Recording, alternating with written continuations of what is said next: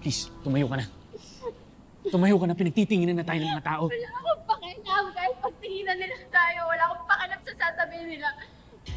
Kahit ilang beses ako lumuhod sa'yo, mag-beg sa'yo para paniwalaan mo na yung sinasabi ko, gagawin ko. Jordan, ano pa ba gusto mong gawin ko? Ha? Para paniwalaan mo na sa'yo ang hatong dinadala kong bata.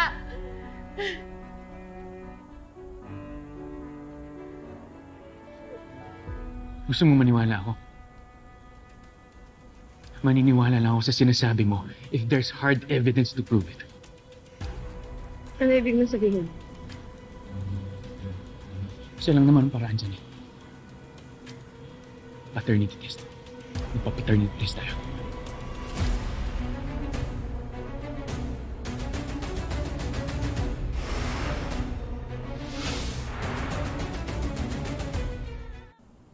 Paternity test. Magpa-paternity test tayo. Sige. Sige, kung yan yung paniniwalaan mo, let's do it. Pumapayag ka magpa-DNA test? Yes. Jordan, wala akong sikreto. Wala akong sikreto pinatago sa'yo. Ready ako. Again, hindi naman ako sinungaling kagaya ng... Huwag mo na idamay si Christy. Hindi naman ako yung nag-mention ng name. Yung iba makakaalam nito, naiintindihan mo? At lalong-lalo na si Christy, hindi niya dapat malaman. Hindi pa tayo sigurado kung tama yung sinasabi mo kung ako ang ng bata, naiintindihan mo? Okay. I'm willing to keep my mouth shut. Pero ang tanong, kaya mo ba magsikreto kay Christy?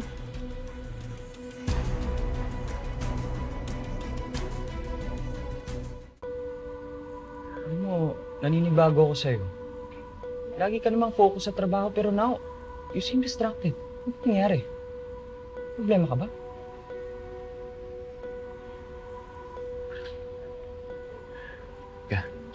Higa. Okay.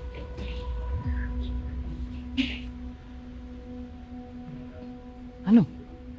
Upo ka.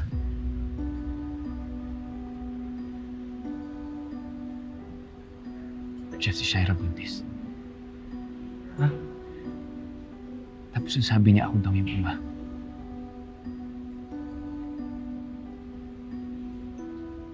Teka, paano ba nangyari yun? Di ba sinabi mo sa akin you stopped sleeping with Shaira simula nung makabalik si Christy? Alam ko pero there's this one night na lasing ako kasi nag-away kami ni Christy. Doon ako natulog sa bahay namin ni Shaira.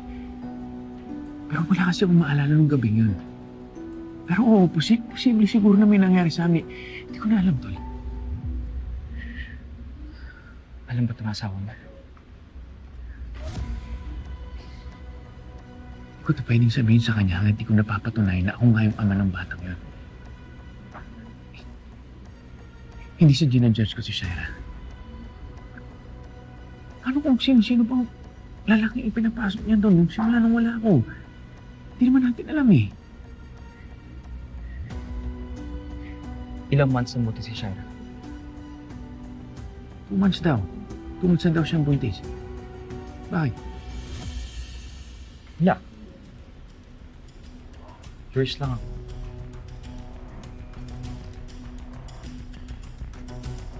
Brian?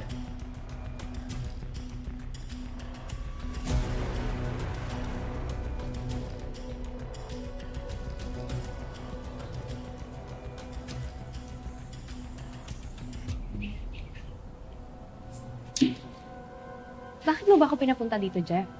Ano bang napaka-importante mong kailangan sabihin na hindi mo na lang masabi sa phone? You have 2 minutes to say it to me dahil may lakad pa kami ng kuya mo. Buntis ka daw. Nabalitaan ko kay Jordan. Is it true? 2 months na ang baby?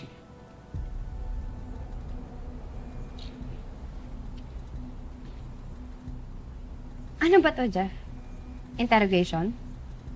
Alam mo kung pinagdududahan mo ako kagaya ng kuya mo, kung gusto mo makakita ng sonogram picture, I'll be glad to show it to you. Siya naman, sabihin mo na lang yung totoo. 2 months ka ng buntis. Yes. It's true. So? Why do you care? It's been 2 months since yung nag-sex tayong dalawa. Shay, what if? Shay, what if? Baby ko yan.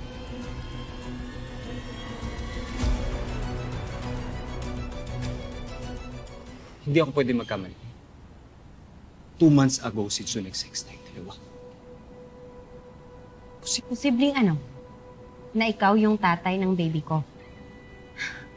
Don't be ridiculous, Jeff. May nangyari din sa amin ni Jordan 2 months ago. Kaya huwag ka na mag-ilusyon. Paano ko nakakasigurado si Jordan yung ama ng bata at hindi ako? Dahil regular ang period ko. And I keep track of the days after my period, kaya alam ko na hindi ako fertile nung may nangyari sa atin. At nakakalimutan mo na ba? We use protection. So there's no chance. Hindi. Kahit pag gumamit tayo ng protection, hindi 100% effective yun siya. Jeff, look, I know how badly you want this baby to be yours dahil, I don't know, baka naiisip mo na pwede mo magamit tong baby na to para mapalapit sa akin, pero there's no chance. I just also know siya. Kaya gusto mong paniwalaan na si Jordan ang ama ng bata. Dahil gusto mong magkabalikan kayong dalawa. Ipilit, Jeff. Please. Basta sigurado ako na hindi sa'yo ang baby. At kung may doubt ka pa rin, huwag kang mag-alala dahil magpapa-DNA test kami ng kuya mo. At kapag dumating na yung result, ikaw ang isa sa pinakauna kong sasabihan para matigil na yung illusion mo na sa'yo yung baby ko!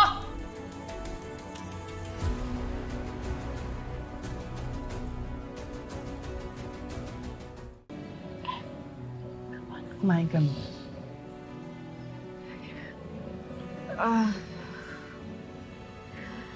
Bakit? May nasakit? Parang nanigas lang yung tiyan ko, Ma. Pregnancy cramps. Kailan mo pa naramdaman yung ganyan discomfort? Parang pangalawang beses ko lang yata naman ito. Hindi ko maalala yung unang beses, Ma eh. Well, para makasigurado tayo, anak, dalhin na kita sa ospital, ha? Just to make sure na everything is okay. Okay po. Ha? Okay, Ma. Okay po. Halika. Oh, dahan-dahan. Okay. Sige.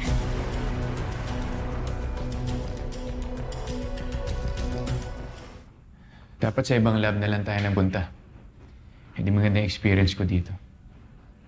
Jordan, nandito na tayo. May pa ba tayo aalis? And besides, I read online na ito daw ang pinaka-reliable na pathology clinic. Kaya tapusin na natin to.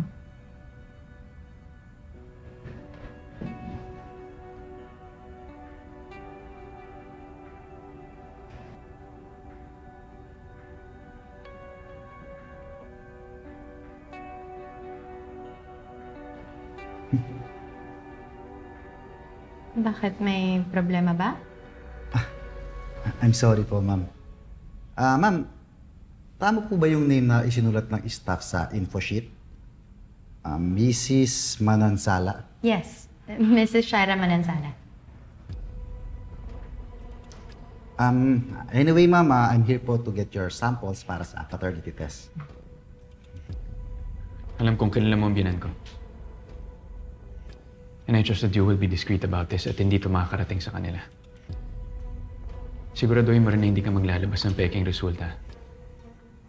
Dahil kapag nagkataon, ako mismo magsusumbong sa ginawa mo noon para mawalan ka ng trabaho at lisensya. Nagkakaintindihan ba tayo? Yes po, Mr. Manansala. I guarantee full discretion. At hindi na po maulit ang nangyari before. Sir, kung ready na po kayo, pwede ko na po kayong kuhaan ng cheek swab. This way po, sir. Teka, mamaya mo nasagutin yan. Tapusin na natin to. Tara. Yes? Okay.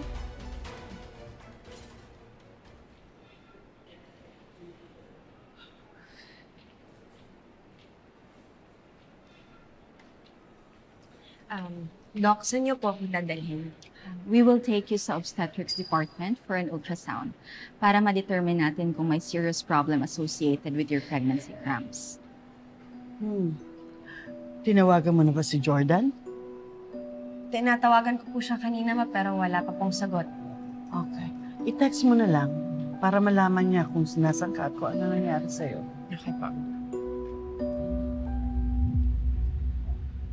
Weeks daw bago makuha yung result ng test. Pero nagtanong na ako kung pwede pa-expedite para makuha na natin agad. Uy, tahimik mo. Niniisip mo. Wala. Well, anyways, I was thinking na paano kapag nakuha na natin yung test result tapos same lang din yun sa sinabi ko sa'yo na sa'yo nga yung baby ko. So, paano mo sasabihin kay Christy? Will you keep it now? Please. Don't be so cranky. Dapat ka matuwa ka pa eh. Kasi kapag nagkataon, magkakaroon ka ng totoong anak. Hindi yung anak mo kung sino-sino. Sinabi ko huwag natin pag-usapan dito.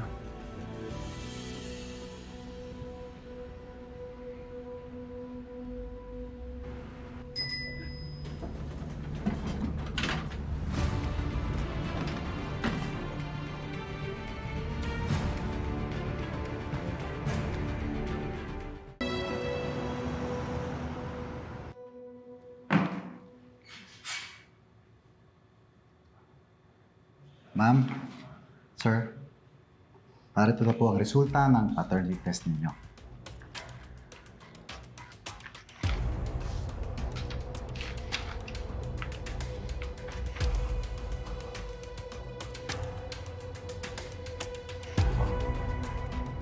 At parang hindi ka natutuwa. Mali ba assumption mo na ako yung manang bata? Tama ka. I'm not happy at all. Kasi kung naniwala ka na lang sa akin umpisa pa lang, edi hindi na sana tayo nag-aksaya ng time at pera para sa result na yan. Kasi same lang naman yung sinasabi dyan sa sinasabi ko sa'yo before, di ba? Na ikaw ang tatay ng pinagbubuntis ko.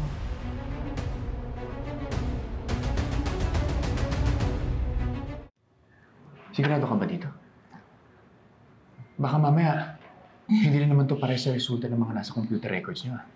Jordan, are you accusing me na finake ko yung result? Hindi ako katulad ni Christy na rin na lang kasinungalingan. Gusto ko lang makasigurado kung tama ang sinasabi ng papel nito.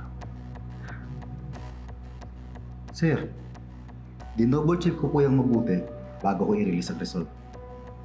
I can assure you na accurate ang nakalagay dyan. Sir, kayo po ang biological father ng ipinagbubuntis ni Ma'am. Sige po, sir. Mauna na po ako. Thank you. Thank you.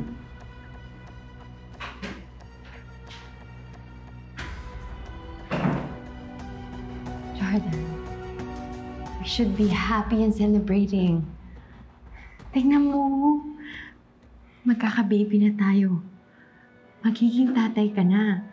And this time, totoong ikaw yung tatay.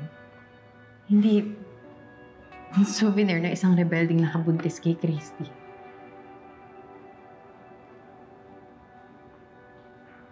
Bakit? I know, it's too much to take in, pero di ba ito din naman yung dream natin before, bago tayo magpakasal? Shaira, noon yun. Napakarami nang nangyari. Hiwalay na tayong dalawa. Hindi na pwede yung dream na gusto mong mangyari. Dahil si Christy at Tori na ang pamilya ko. Jordan, pwede pa rin natin to pa rin yung pangarap natin. After all, asawa mo pa rin ako. Just leave Christy. Bumalik ka na sa akin. Isama mo na rin si Tori. Kasi tayo naman talaga yung totoong pamilya eh. I am the one who's carrying your baby, hindi si Christy. I don't want to give you the wrong idea. Oo. Papanindigan ko yung anak ko. Kikilalanin ko siya ng mabuti. Gagawin ko yung obligasyon ko bilang ama, pero hindi na pwede yung gusto mong mangyari. Hindi na tayo pwedeng magbalikan dalawa. Pues kung mahal mo yung magiging anak natin, hindi mo siya bibigyan ng broken family. Hindi mo pwedeng ipilit sa akin to. Kahit na alam mo na hindi ko totoo kong mahal. So, ganun. Hmm? Si Christy pa rin yung gusto mo. Siya pa rin yung pipiliin mo. Ang tanong, kung magustuhan ka pa rin kaya niya kapag nalaman niya na buntis ako at ikaw ang ama. Huwag na huwag mo akong papangunahan. Ipangako mo sa akin na hindi mo sasabihin sa kanya na may anak tayo. Dahil ako ang unang magsasabi sa kanya. Kaya mas mabuti pa, itikon mo na lang yung bibig mo.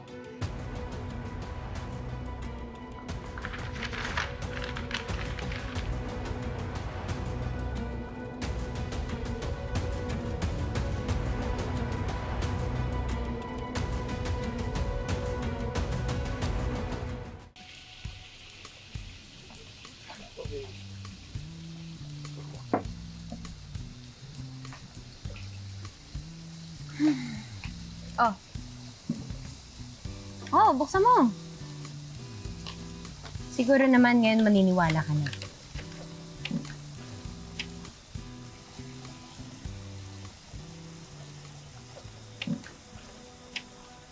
Hindi ikaw ang tatay ng baby ko.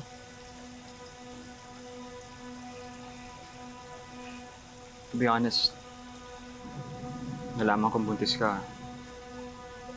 I was really hoping na sana ako na lang yung ama. Baka sakaling bigyan mo ako ng pagkakataon kung nagkaanak tayo. Jeff, pwede ba huwag ka namang hinayang? Alam mo, dapat nga maging masaya ka pa eh. Kasi wala kang batang kailangan panagutan. Tsaka, nakatakas ka sa responsibilidad. Tsaka ayaw mo ba nun? Magkakaroon ka na ng bagong pamangkin?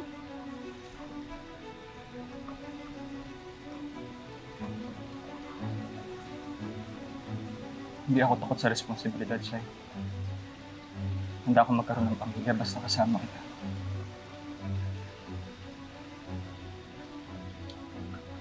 Huwag ka nang umasa. In fact, forget about what happened between us that night. Tsaka, tigil-tigilan mo na yung pag-iilusyon mo na may posibilidad na maging tayong dalawa. Lalo na ngayon, pinagbubuntis ko yung anak namin ni Jordan. Mas lalo akong desidido na balikan ng kapatid mo. Babawiin ko si Jordan. Babawiin ko ang asawa ko. At ako na lang ang matitirang Mrs. Manansal. Hmm?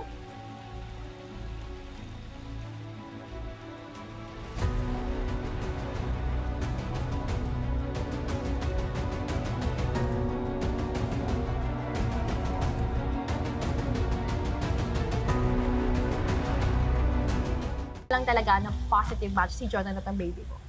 Hindi ka pa game over.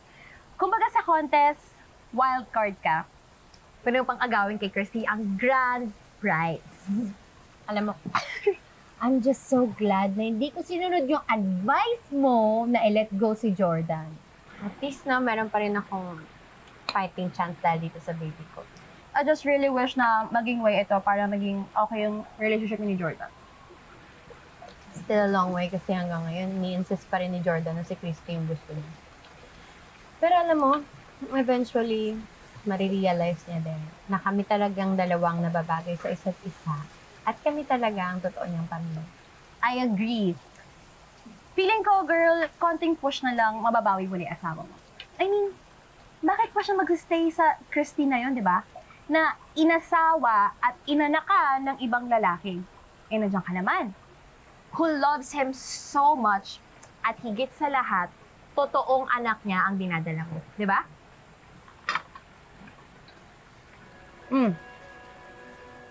Bakit no reaction ka, girl? May mali ba sa sinabi ko?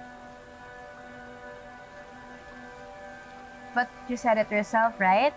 almost 100% match si Jordan at ang baby mo. Unless,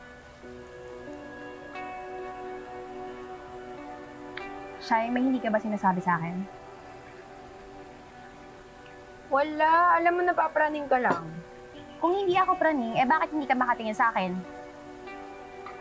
Girl, college pa lang tayo, mag-best friend na tayo.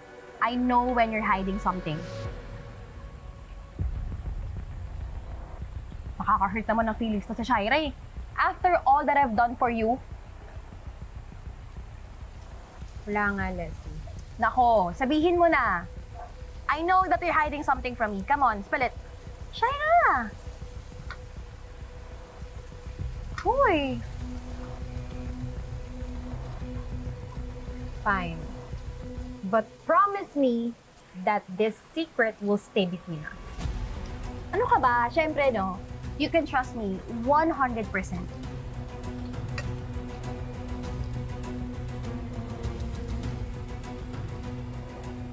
I lied when I said na may nangyari sa amin ni Jordan. Ha?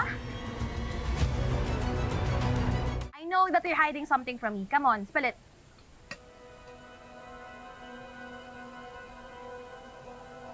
I lied when I said na may nangyari sa amin ni Jordan. Ha? Nung time na hindi pa nawi-win over ni Christy si Tori, I managed to convince Jordan na dun muna sila magstay ng bata sa house. Sobrang problemado ni Jordan kung paano niya mailalapit si Tori kay Christy.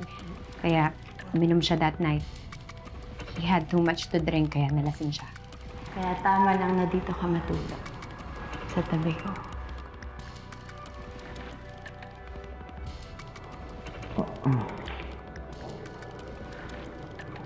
Shai, hindi tama yan. Ma, I know. I miss this too. Kaya huwag ka nang lumaban. Just give into it.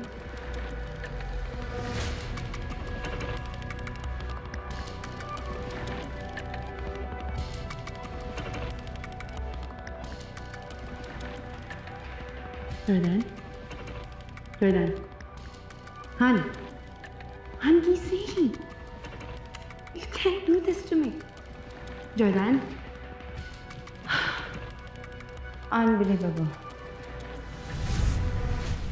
You mean to say, humopya ka nung gabing yon, pero ang ending, nabitin ng beauty mo. As embarrassing as it sounds, wala. Yun yung totoo. Wala nangyari sa amin ni Jordan. Kaya hindi sa kanya yung baby ko. Kung hindi si Jordan, then sino ang tatay ng baby mo? Kung hindi si Jordan, then sino ang tatay ng baby mo?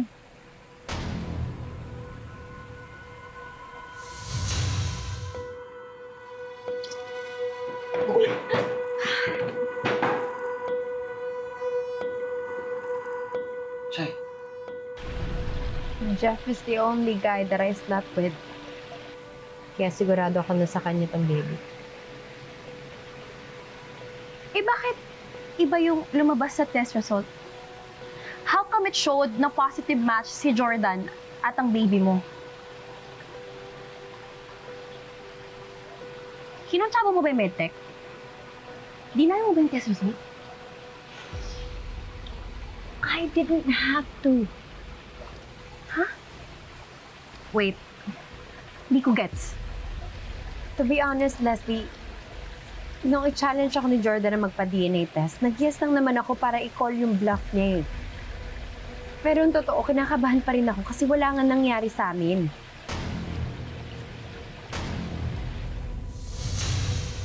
I wanted to find a solution to the problem kaya nag-research ako. Tsaka ako na-discover na kapag ang dalawang possible fathers ay closely related, like brothers for instance, then a standard paternity test might not be able to tell them apart. Ibig sabihin, kahit hindi si Jordan ang totoong ama, magmamatch pa rin ang DNA niya sa bata dahil kapatid niya ang real father na si Jeff. Ibig mong sabihin, hindi completely accurate yung test result na nakuha nyo? Yes, kasi si Jordan lang naman yung tinest nila. Para malaman kung sinong totoong tatay ng baby ko. Kailangan magpa-test silang dalawa ni Jeff. Iba rin talaga yung swerte mo, girl, no? Alam mo, pasalamat ka magkapatid ang tinutig mo. Kundi, wala ka lusot kay Jordan. But, now na na-convince ko na si Jordan, I will take this opportunity para i-exploit yung pagbubuntis ko. Gagamitin ko to para mapalapit sa akin si Jordan at malayo na siya sa pesting Christy na yon, and then I can have him whenever I want him. Paano mo naman gagawin yun? Daig pa ni Chrissy ang Great Wall of China kung bumakod dyan sa asawa mo. Ako nang bahala doon. I know exactly what I need to do.